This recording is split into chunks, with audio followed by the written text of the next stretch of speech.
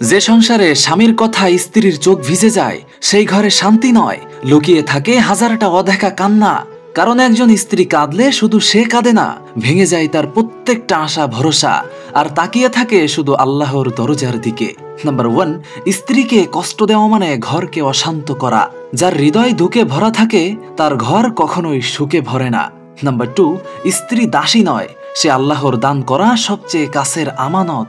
এই আমানতকে যত সম্মান দেবে, আল্লাহ তোমার ঘরে তত বরকত দেবেন।